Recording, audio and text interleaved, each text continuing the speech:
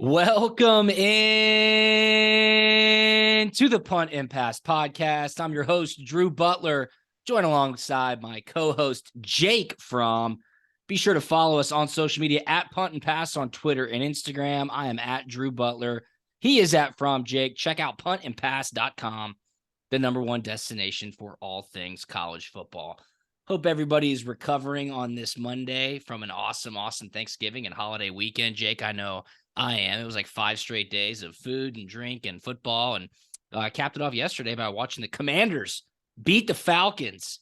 Jake Fromm, you guys just keep winning up there in the D.C. area. How are you, man? Hey, doing good, Drew. Nothing better than Victory Monday in the NFL, followed by the great Thanksgiving we all had. It was awesome. Ate plenty. I'm stuffed. Did a few gassers today to run it off, but excited for this episode this afternoon. Let's do it. Yeah, man, we got a bunch to get into. Conference Championship Week is here. It's on deck. We're going to recap all the craziness that has been going down since the end of the regular season. Rivalry week, the coaching carousel is certainly spinning, and we will touch on all that. But first off, I have to let you know, if you're listening now, there is still time. There is still time to get involved in the Solomon Brothers giveaway that is happening right now for Punt and Pass listeners. That's right. This episode of Punt and Pass is presented to you by none other than Solomon Brothers Jewelers. You know all about them by now, and for good reason only. It's the largest diamond and jewelry inventory in the Southeast. If you go to Solomon Brothers and mention the Punt and Pass podcast, or mention myself or Jake, you can get up to 10% off your jewelry purchase. They have the lowest prices on the highest quality jewelry and diamonds, guaranteed. And what they're doing for 2 lucky Punt and Pass listeners right now through the end of the month, which takes you until Wednesday, is they're giving away 2 $1,000 gift cards to Solomon Brothers Jewelers. All you have to do is subscribe to the Punt and Pass YouTube channel and follow Solomon Brothers on Instagram. That's it. They are at Solomon Brothers on Instagram. Subscribe to the Punt and Pass YouTube channel, which you can find on YouTube or at puntandpass.com, and follow at Solomon Brothers on Instagram. And boom, you're entered to win a $1,000 gift card to Solomon Brothers. The only caveat is that gift card is only redeemable in store, and they have 2 amazing locations. One in Alpharetta, just past the Avalon, the other in Buckhead, 17th floor, Tower Place. Solomon Brothers Jewelers has the biggest selection, the best quality, and the lowest prices. Check them out and follow them at Solomon Brothers on Instagram. We appreciate you, Solomon Brothers. So, Jake, look, we're trying to give away $1,000 gift cards to Solomon Brothers Jewelers. And what better time? The holiday season is here in full swing. Thank you, Solomon Brothers. You know what else is in full swing? Tell me. The college football playoff scenarios that will be laid out tomorrow night in the penultimate rankings from the College Football Playoff Committee. This is first down and 3 and out. Assumingly, Jake, Georgia will stay number 1. Michigan moves up to number 2 after dismantling Ohio State in Columbus. TCU holding steady, undefeated. They'll probably be number 3. And then I think Southern Cal, the Trojans, slip in to number 4. That's at least how the AP poll is shaking out right now. So I'm going to get your thoughts, but it looks like if Georgia wins this upcoming weekend, Michigan wins this upcoming weekend, TCU wins the Big 12, and USC wins the Pac-12, you should have 4 conference champions making it to the college football playoff. Yeah, I think if everybody wins out, I think that's exactly what you get. However, if somebody loses, is it Ohio State or is it the Alabama Crimson Tide? Oh, buddy. Is it? Because I would love to make the argument for Tennessee because I think they have better wins. However, the committee, I believe, is going to look at it and say they do not have their guy. They don't have Hendon Hooker. So I don't think they would get that nod over Alabama. Now, I watched the Alabama-Auburn game. They played better Alabama football, more likely we're used to seeing. They gave up some points on defense, had a hard time containing Auburn quarterback Robbie Ashford, but they played better. I think they just wanted to show the world, hey, we're Alabama football. We got a chance. I enjoyed watching LSU lose, and yes. I also enjoyed watching Clemson lose. Get them out of there. Don't put them in talks. They don't deserve it. I take that back. I did want LSU to win, so the SEC championship was a bigger deal. Yep.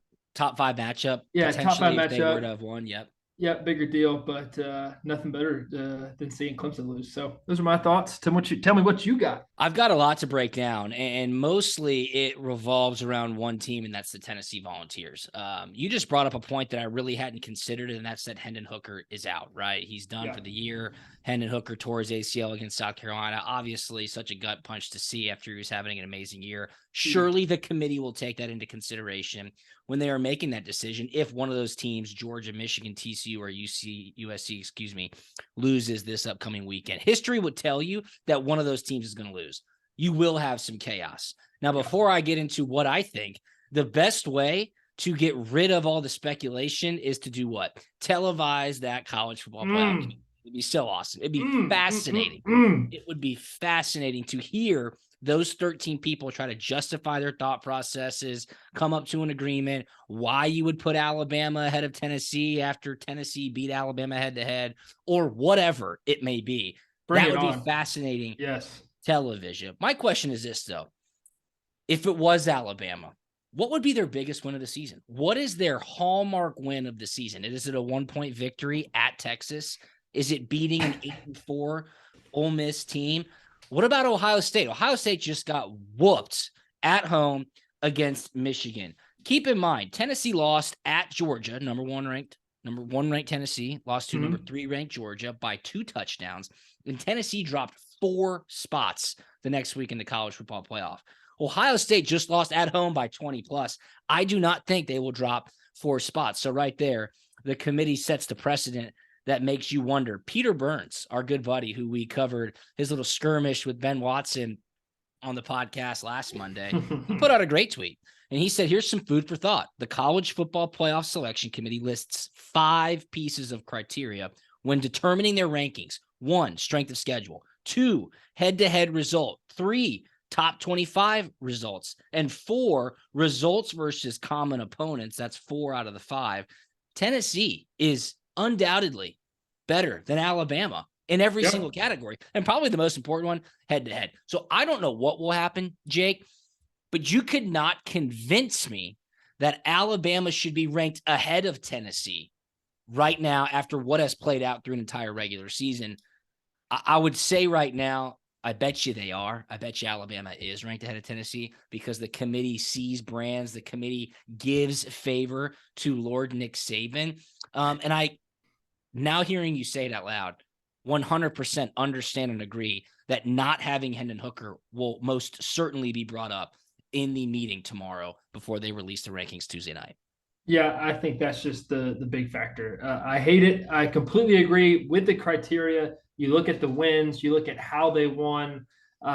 They won big, they won exciting. It's awesome football, but not having Hendon Hooker is just too much in my opinion to overcome. Joe Milton came in and he did okay. He did well. They routed Vandy, but it was more of a run first offense kind of game. So if TCU or USC, one of them loses, that 4th team in my opinion, is just going to be Ohio State. Oh, okay. So I thought I was going to wonder if you were going to go there. Yeah, I just and looking at, so I'm all about tell me who you beat. And the 2 wins that Ohio State has is Notre Dame, and they have the Penn State win. Yep. And they've routed teams like Tennessee has. They've had some close games as of late. Now, the embarrassing loss there at the end to Michigan. Sometimes we like to, when you lose, gets dictated a lot. Like if you lost early, it's not nearly as bad as losing late like they just did. So if my next team in is Ohio State, if one TCU or USC loses, and I would not be surprised that TCU loses this football game. They've played Kansas State already, and it was a tight, close game, and it's just really hard to beat a good football team twice. Yeah, I'm looking at ESPN College Football's Twitter page, and they put out percentages of chances to get into the playoff. How they come up with these statistics, I have no idea. Georgia, 99%, Michigan, 97%, Ohio State, 88% to make the college football playoff. That's TCU, big. 83%. The next best team, Alabama at 14%. Then it goes to USC at 12%. That's crazy to me. Tennessee at 2%, Clemson at 2%. That doesn't make any sense to me. Not that it needs to, but that does not make any sense to me. If USC wins, they're in. Yeah. They have three ranked wins versus Oregon State, versus Notre Dame, versus USC. They should have beaten 12 Utah at the time. They're going to get that opportunity again this weekend. And they have the Heisman Trophy winner on their team. Yeah. So if they win, they're in. I totally agree. And the one last talking point that we can discuss here around Alabama is everybody is so quick to say Alabama lost 2 games on 2 plays, each at the end of the game by a combined 3 points or whatever it is. But guess what else? They were 2 plays away from having 4 losses. So you say those with the perspective that Alabama's season could have gone way off the rails with a loss against Texas A&M, with a loss against Texas, right? So and they should have lost the Ole Miss game. And yes, they easily could have dropped the Ole Miss game as well. So who the hell knows? Again, televise the college football playoff rankings. All in for it. Well, funny to talk about on Thursday's episode. After the rankings come out, I'm sure some more news will break as conference championship week gets closer. And here in Atlanta, Georgia, where I am, of course, the Dogs will be taking on LSU. And almost every other conference championship game has big time playoff implications, which is important. That is always important. Let's go to second down. It's something that you and I need to discuss.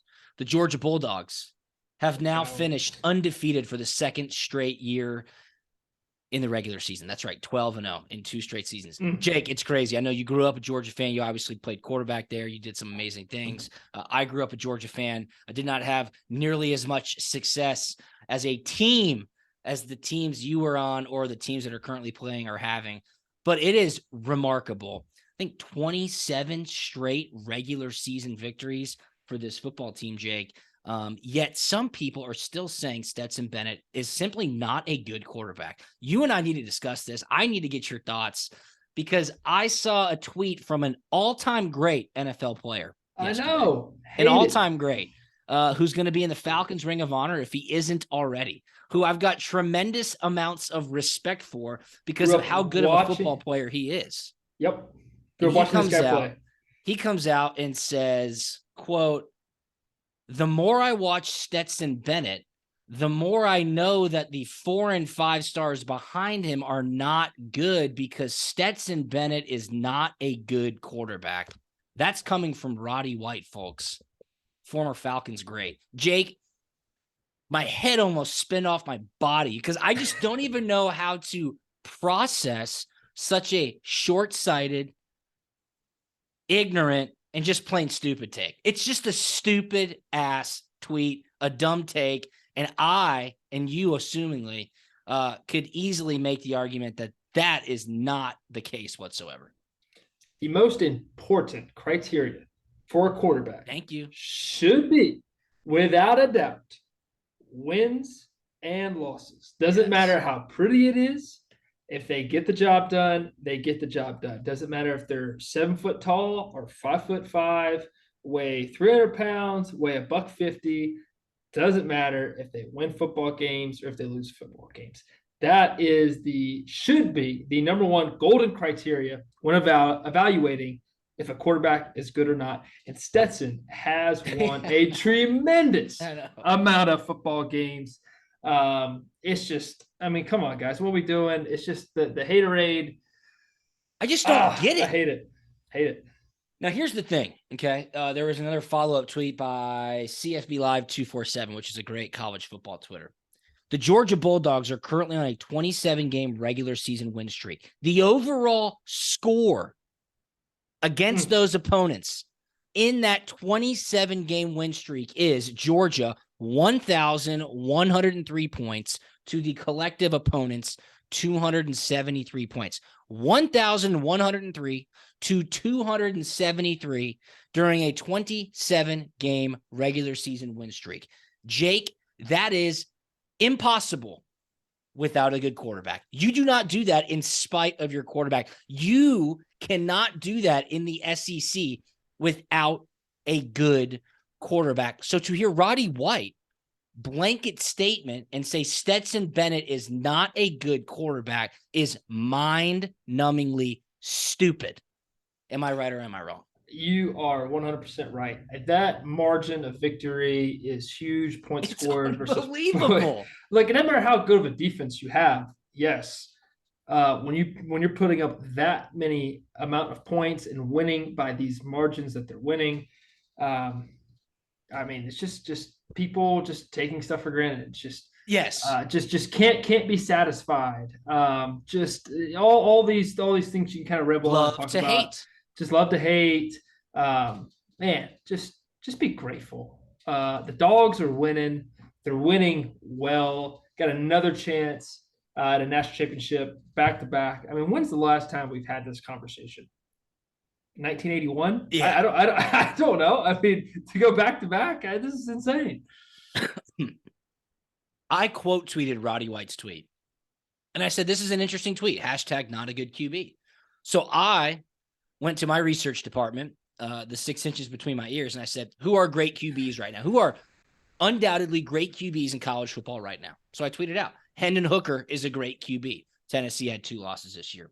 Everyone said Will Levis, Kentucky's quarterback, is a certified first-round draft pick. Kentucky, LOL, great season.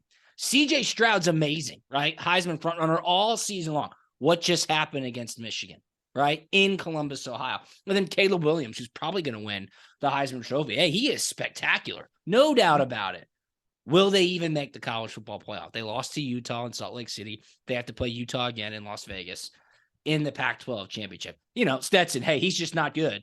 Granted, a 27-game win streak, a national championship, whooping up on Michigan last year, one of the top defenses in the country. So my question became, what is the criteria here? And Mark Zinno, who's on Atlanta radio, he tweets back at me and says, want to bet all those guys get drafted ahead of Stetson Bennett? And I said, no shit, dude. I mean, that's not the argument here. We all know that's exactly what I just said.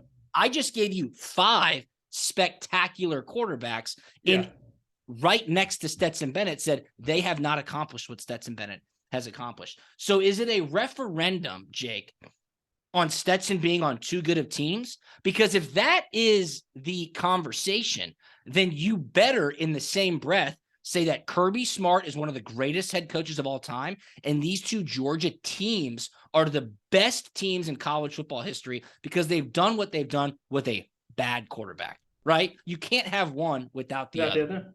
Yeah, that's a great argument, great take. Sometimes, man, you just need a little logic out there. But I think at the end of the day, it just comes down to, are you winning football games? Yes, you're winning football games. You're winning them well. And I think all Stetson has to do, just play 3 more football games and win those and let the haters say what they want. And the haters will go in circles. Mark Zinno comes back, and I said, what are you even arguing? I said, I'm so confused. Are you arguing about arm talent? Are you arguing about NFL prospects? Are you arguing about height and weight? And he said, I'm arguing that being an effective college QB on a good, great team doesn't always amount to being a good QB. This isn't an overwhelming observation. And I said, so does that mean the 5 quarterbacks that I just gave you aren't effective? Or are they just on bad teams? Like you cannot make this argument by sticking by the fact by saying Stetson's bad quarterback. Because quite simply, Jake, you and I know this. He's not a bad quarterback. He's a very good quarterback. He's an extremely effective quarterback. And as my man, 3-year Letterman says, he has a hard time turning doorknobs because he wears so many rings. That's where he's at right now. That's where he's at right now. I get heated about this, Jake, but you have the best perspective on it. So I just want you to tell me, finally, how would you assess Stetson Bennett as a quarterback? Yeah, I think people want to get caught up. Where's Stetson going to go at the next level? Where's he going to get drafted? Okay, all that stuff is just it's projections about what you could be. They're going to project this and say this. Where's his ceiling? Where's his floor? But at the end of the day, at this level, at this time, he's playing for the number 1 Georgia Bulldogs. They're winning football games, and he has an opportunity to go back to back. And he was in the Heisman race. I know. For Christ's sakes, all year. Should have been talked about a lot more early. But dude's balling out. Let him ball out. Haters gonna hate. And instead, I hope you stick it to him. Man, no doubt. He's got such a great opportunity to literally just laugh at so many people for the rest of his life. And as it stands right now, Georgia's going to have a really good chance to repeat. In finality of this, I tweeted out and I said, you bet your ass that a guy like Roddy White, who pretty much has everything in the world except one thing, and it's one thing that money can't buy, and that's a championship. You bet your ass that he would take Stetson Bennett, or hell, even myself, Drew Butler, throw me in at quarterback if it meant he could get a ring. That is what the game is all about. So I don't want to hear it. I don't want to hear it. We'll just continue to watch Stetson chase championships. Great take right there, DB. Thank you, brother. Thank you.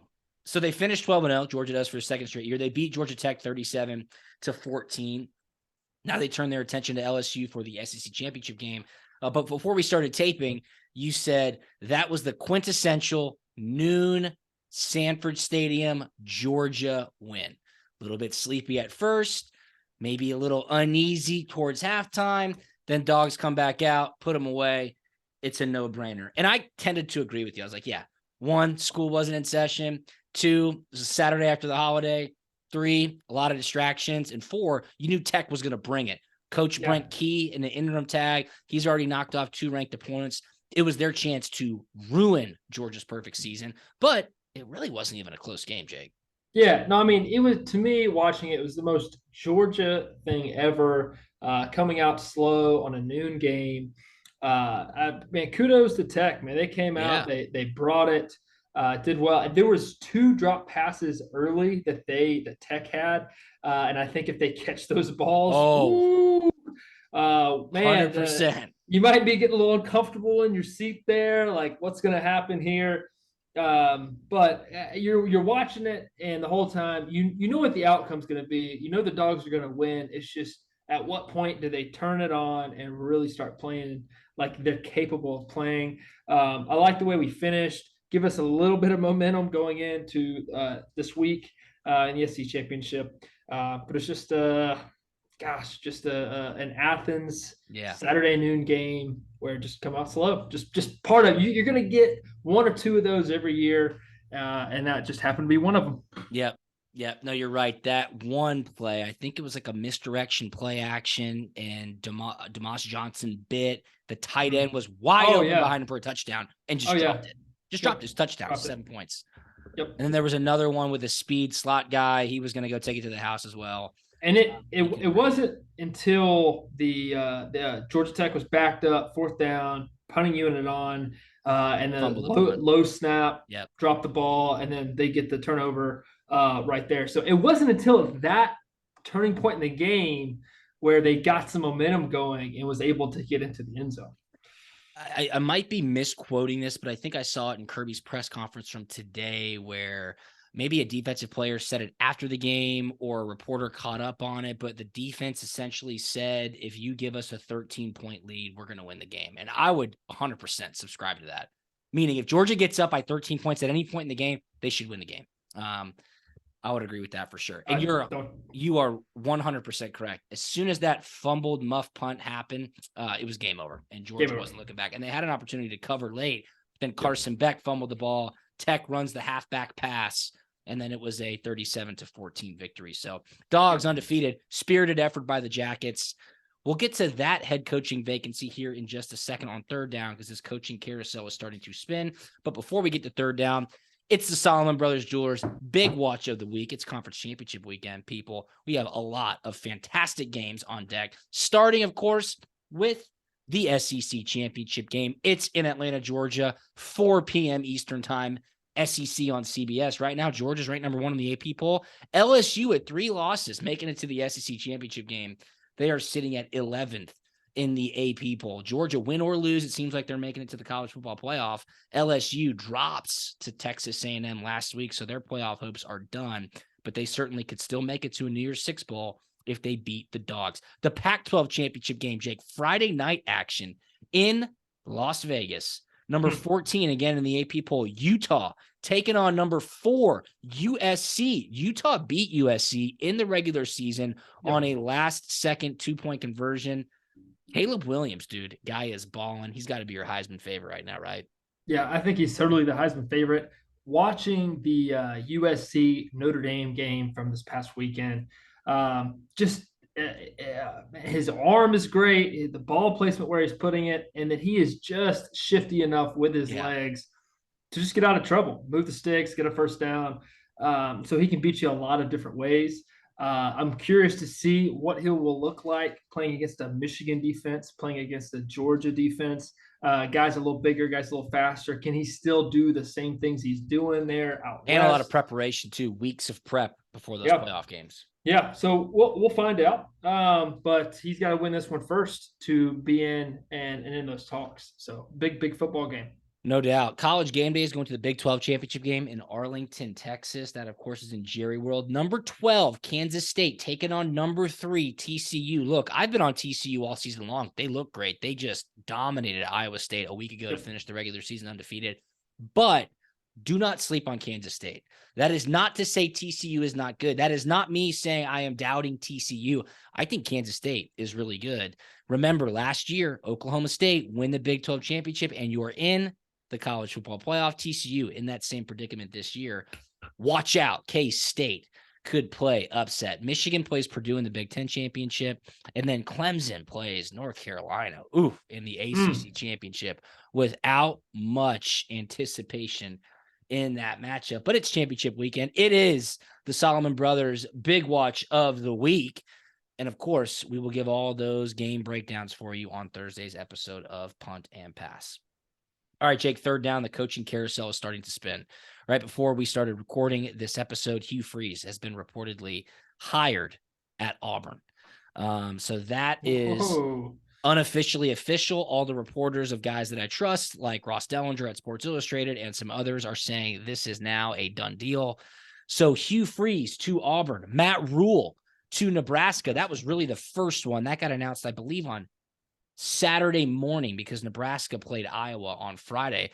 That's by all intents and purposes a great hire. Matt Rule has built programs back up like Baylor and Temple, and of course had a short stint as the head coach of the Carolina Panthers. Lane Kiffin staying at Ole Miss. Luke Fickell to Wisconsin, leaves Cincinnati. Then a couple more that we are waiting to see what happens. Where does Dion go? Who does Georgia Tech hire? Interesting times, Jake. Interesting times. Any thoughts? Interesting times for sure. The Hugh Freeze to Auburn. That is that's a big deal. I had no idea. Did you get recruited by Hugh? I did. Went to Ole Miss, had a meeting with him. I mean, they were balling there at Ole Miss. So they had a lot of things going on.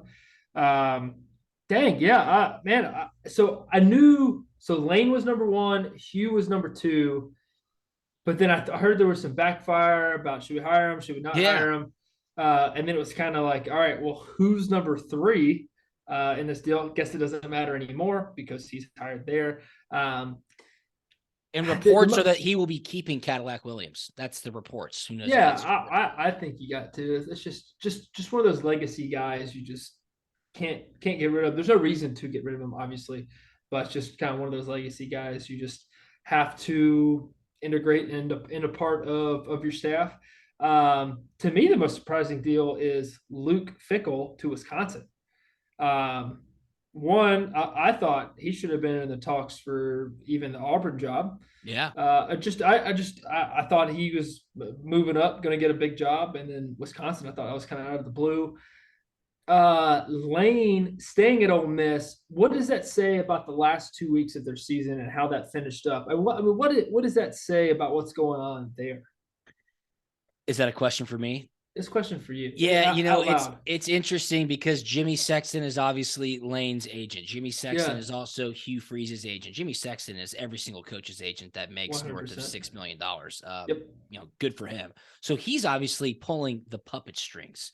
When it's being reported that Lane is staying at Ole Miss, and then in the next 30 seconds it comes out Auburn's going to hire Hugh Freeze. Who do you think is saying that? It's Jimmy Sexton, right? Yep. He's pulling the strings, meaning I don't know if they over negotiated the Lane Kiffin deal at Auburn. I don't know if there was some pushback to where Ole Miss threw a bag at Lane and said, hey, we got to keep you here. That made him say no to Auburn. But there was certainly playing two sides of the coin by Lane's agent. Was Lane distracted? I mean, I'm sure. Where there's smoke, there's usually fire, and there was a ton of smoke around Lane Kiffin going to Auburn. That obviously doesn't happen. Ole Miss has a very poor finish to the season. They lose the Egg Bowl on Thursday night in a wild game. That was an unbelievable game on Thanksgiving night. And now you're sitting there going, well, why did you do that to us? Like, could you not have just come out at the beginning and said, I'm staying here, don't listen to anything? Granted, he was very vocal on social media, right? Like, he was very much vocal on social media, Lane Kiffin was, but you would have to imagine there is a direct correlation with how Ole Miss's season finished and what was happening behind the scenes with Lane Kiffin. But he stays at Ole Miss. Hugh Freeze goes to Auburn. I'm here. My sources are telling me Bill O'Brien is still in the running for the Georgia Tech job. It was reported that Willie Fritz from Tulane, who's playing for a New Year's Six Bowl at Tulane, is going to take that job. I don't think that was going to happen while they're going to go play for an American Athletic Conference championship. And then even Deion Sanders. I was on social media today, the number one, platform to find truth in all things. And they were saying Deion could still be in the mix at Tech. Supposedly Deion's been offered the Colorado job.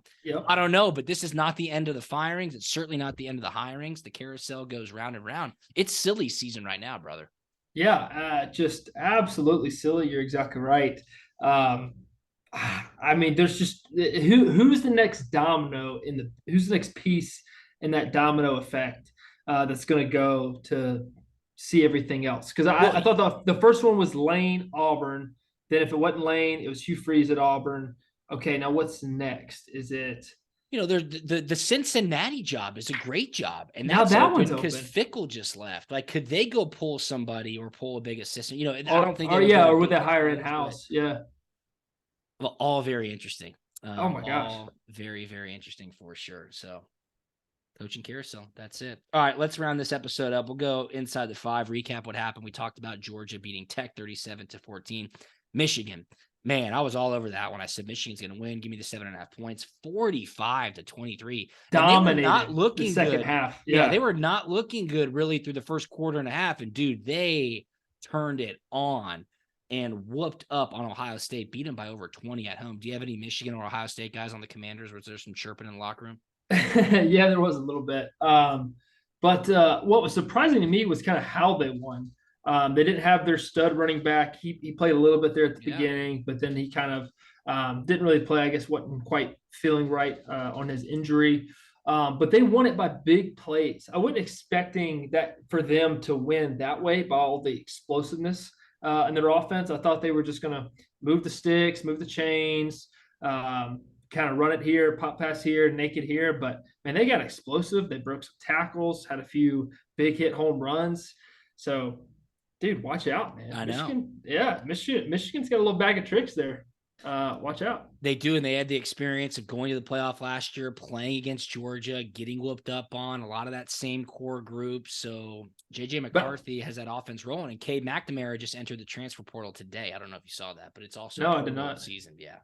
Yeah, I think that's huge for their program after not having a whole lot of success in that rivalry against Ohio State for a long time there, and to win, not just show that last year was a fluke, but to do it again in a dominating fashion.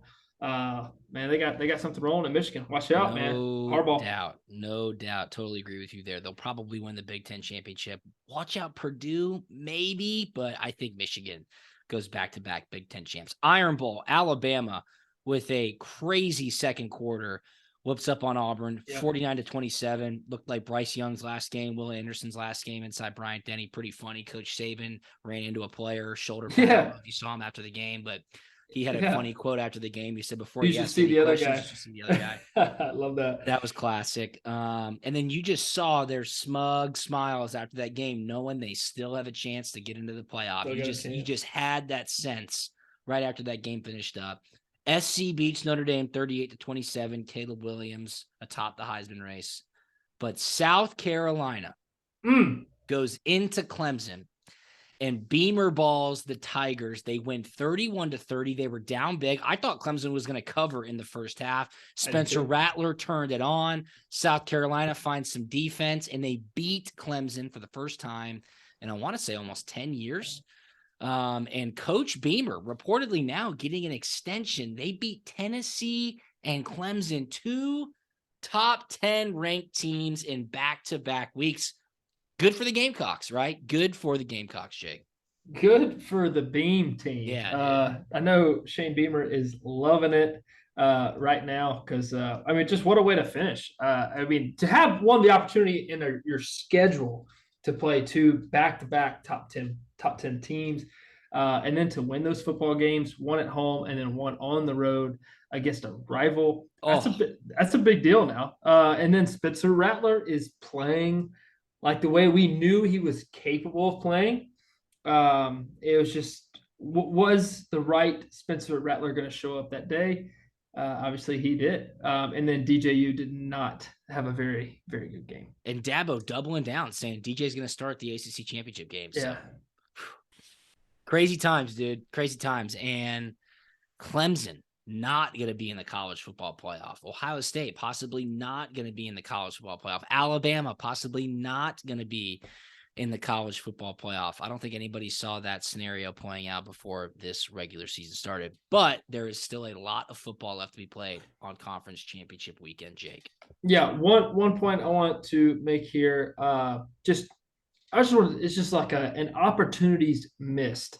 1 by the ACC conference, and then 2 by the SEC West. Alabama has a down year. Yep. Is an opportunity for an A&M, an Ole Miss, even an Auburn, let's say, to have an opportunity to represent. Yeah. And they didn't do it.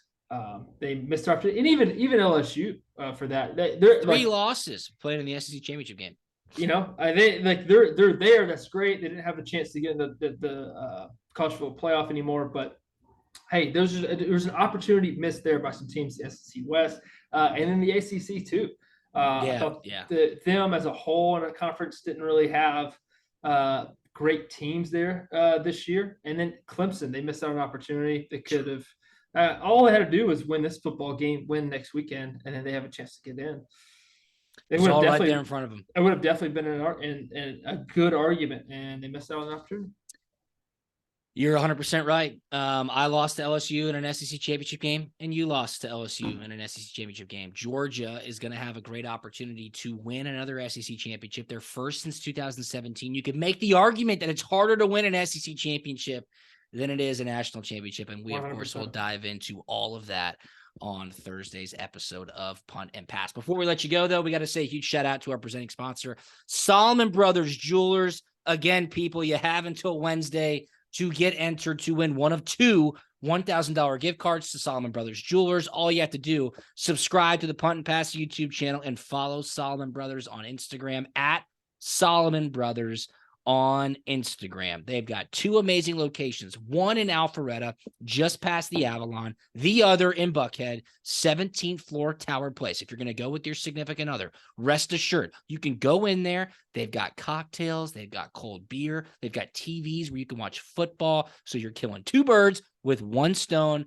Make the significant other in your life very, very happy. You don't have to miss a thing. You can even catch a little buzz inside the showroom if that will get you to spend a little bit extra. Solomon Brothers is the best place to do it. And hey, how about this? If you go in and you're not one of the winners of those $1,000 gift cards, just mention the Punt and Pass podcast, mention myself, mention Jake Fromm. You can get 10% off your jewelry purchase. Check them out, SolomonBrothers.com. The store is for anyone with any budget. And as you already know, they're the largest diamond and jewelry inventory in the Southeast. SolomonBrothers.com. Jake, anything on the way out, brother? Man, excited for this weekend's coming up games. We will talk a little bit more about it on the next episode. Let's do it. Absolutely. Follow him at From Jake. I am at Drew Butler. We are at Punt and Pass, puntandpass.com. We will talk to you on Thursday. See you. See you.